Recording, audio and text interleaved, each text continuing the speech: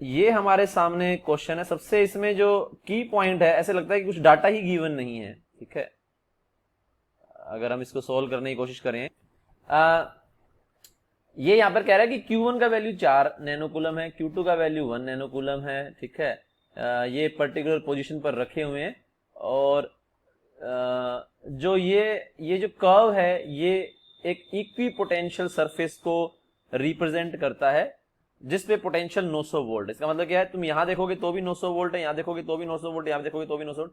इसके हर एक पॉइंट पे जो पोटेंशियल है वो 900 वोल्ट है। ठीक है, तो पूछा है कि इन दोनों के बीच का सेपरेशन कितना होना चाहिए। ठीक है, इस क्वेश्चन को देखते सबसे पहले जो बात दिमाग में आएगी वो ये आएगी कि कुछ दे ही नहीं रखा है ना। ऐसा फील होगा कि सिर्फ ये दे रखा है कि इसका पोटेंशियल 900 है, लेकिन इसके पोटेंशियल 900 से इनके बीच का डिस्टेंस ऐसा लग रहा है कि निकालना बड़ा ही मुश्किल होगा, क्योंकि इंफॉर्मेशन बड़ी कम दे रखी है, डाटा बहुत कम दे रखा है। ठीक है, और हमें वैल्यू के फॉर्म में आंसर चाहिएगा, जो कि हमें बाकी भी वैल्यूज दे रखी हैं।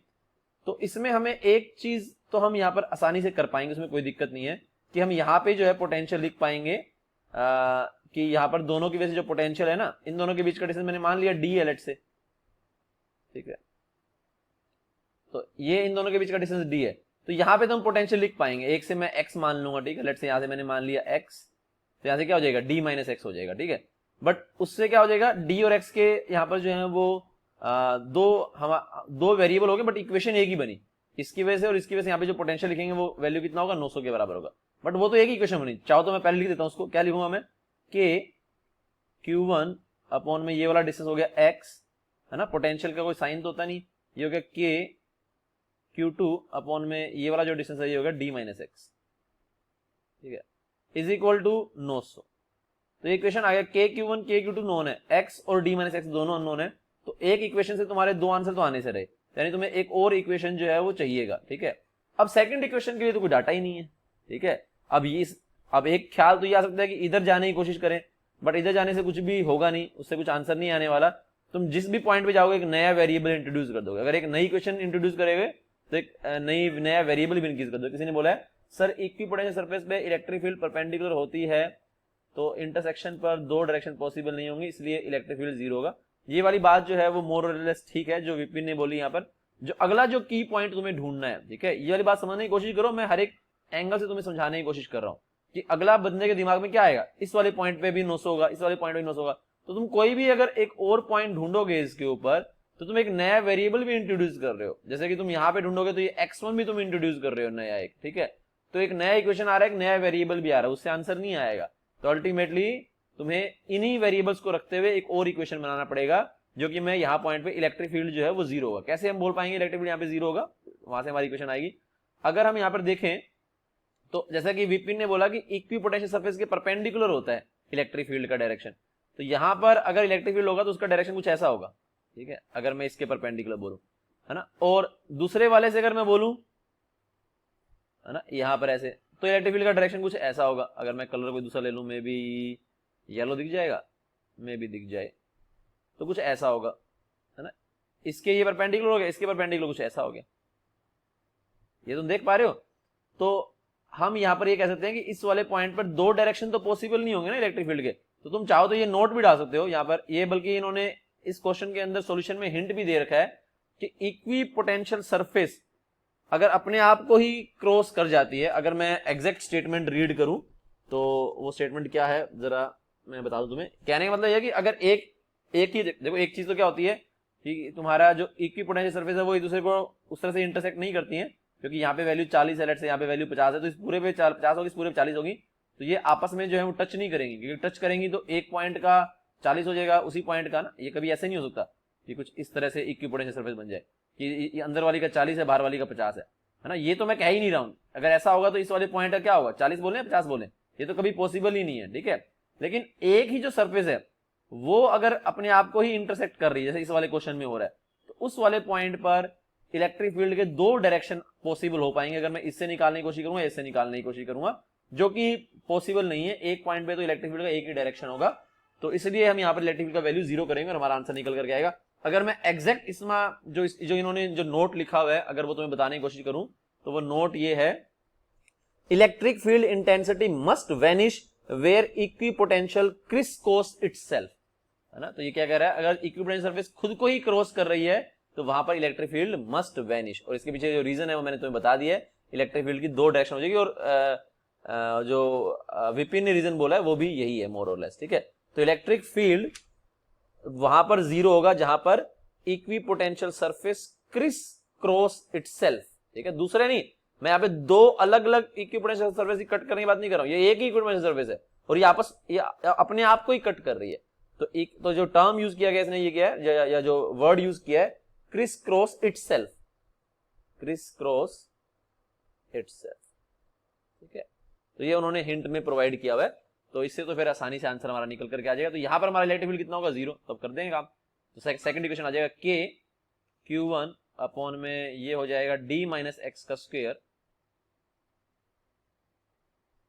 अब ये डायरेक्शन में इधर होगा, इसका डायरेक्शन इधर होगा, तो दोनों को मैं इक्वेट कर दे रहा हूं के Q2 अपॉन में सॉरी पहले वाला x था ना, पहले वाला x है, सॉरी, तो पहले वाला हो गया यहाँ पर x का स्क्वायर, और ये क्या हो गया d माइनस में x का स्क्वायर। तो k से k कट गया, और यहाँ पे अगर मैं ये Q1 का वैल्यू देखूं तो मैं अंडर रूट में ले सकता हूँ यहाँ पे। तो Q1 को अगर मैं अंडर रूट में ले लूंगा, Q1 का वैल्यू 4 है तो अंडर रूट में बनेगा 2, और ये हो जाएगा x, और ये हो जाएगा 1, क्योंकि इसका तो 1 रूट का 1 ही होगा।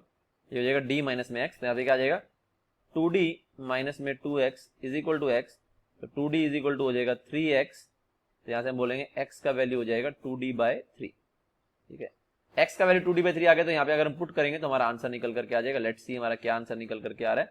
तो यहाँ पे हमें k का वैल्यू पुट करना पड़ेगा, तो k का वैल्यू मैंने पुट कर दिया 9 इंटू में 10 की पावर 9, ठीक है। और ये Q1 का वैल्यू हमारा 4 है, तो विच विल बी 4 इंटू में 10 की पावर माइनस का 9, और यहाँ पर हमारा x का वैल्यू जो है वो है 2d/3, तो 2d/3 प्लस में k का वैल्यू दोबारा 9 इंटू 10 की पावर 9, और अगला चार्ज है 1, तो 1 इंटू में 10 की पावर माइनस का 9, और यहाँ पर हम बोलेंगे d माइनस में x which will be d minus में 2d/3 which will be d/3, ठीक है, इज इक्वल टू यहाँ पे कितना आ जाएगा 900।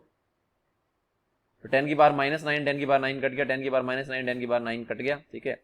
ये कितना आ गया, अगर हम यहाँ पे देखेंगे 9 चौक 36, और 3 ऊपर जाएगा इंटू में 3/2d, और ऊपर कितना आ गया 9d, और ऊपर चला गया 3 इज इक्वल टू 900। तो यहां से भी तुम देखोगे तो 9 कट जाएगा, तो 100 ये कट गया, और ये 9 4 है ना। तो यहाँ पे अगर मैं बाकी सोल्व कर दूं इस तरह से, कलर दूसरा ले लेते हैं ताकि वहां पे सोल्व करें तो मालूम पड़ जाए। तो ये हो गया 4 3, यहाँ पे तुम चाहो तो काट सकते हो इसको ना। तो अगर मैं एलसीएम ले लूँ, यहाँ पे 2d का एलसीएम ले लिया मैंने, लेट से 2d, तो ये मेरा बन जाएगा यहाँ पे 4 3 12, प्लस में ये बन जाएगा 3 दूनी 6 इज इक्वल टू 100। तो यहाँ से अगर मैं देखूंगा तो d का वैल्यू कितना निकल करके आ गया 12 6 18, 18/2 9, 9/100, 9/100 मीटर आ गया। तो इसको मैं 9 सेंटीमीटर भी लिख सकता हूँ, तो आंसर आ गया 9 सेंटीमीटर। ये हमें निकालना है दोनों के बीच का डिस्टेंस।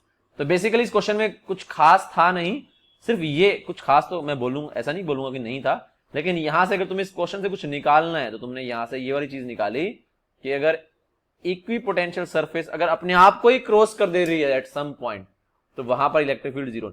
दो इक्विपोटेंशियल सरफेस है, दे कैन नेवर इंटरसेक्ट, लेकिन एक अब आधे लोग इसमें ऐसे मान के बैठे होंगे कि इक्विपोटेंशियल सरफेस कभी भी क्रॉस नहीं कर सकती। ये वाली बात हम लिखवाते भी हैं कि equipotential surface can never intersect each other. क्यों लिखवाते हैं? क्योंकि अगर दो अलग अलग इक्विपोटेंशियल सरफेस है, एक का 40 है एक का 50 वोल्ट, अगर वो इंटरसेक्ट करेंगी तो इंटरसेक्टिंग पॉइंट का क्या पोटेंशियल होगा, 40 वाला या 50 वाला। तो इसलिए बोलते हैं कि दो अलग अलग इक्विपोटेंशियल सरफेस जिनका पोटेंशियल अलग अलग है, ठीक है, दे कैन नेवर इंटरसेक्ट।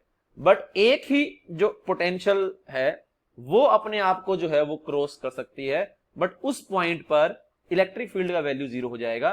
क्योंकि अगर तुमने टेंजेंट अगर देखोगे क्रॉसिंग वाले पॉइंट पे दो टेंजेंट बनेंगे, तो उनके परपेंडिकुलर जो है वो भी दो डायरेक्शन आएंगे, और इलेक्ट्रिक फील्ड का एक ही पॉइंट पे दो डायरेक्शन तो हो नहीं सकता। तो इसका मतलब वहां पर जो जिस पॉइंट पर एक क्रिस क्रॉस कर रहा है, at that point electric field must be zero. तो इससे हमने ये वाला कंसेप्ट सीख लिया है, होपफुली सभी को समझ में आ गया होगा। Let's move to the next question.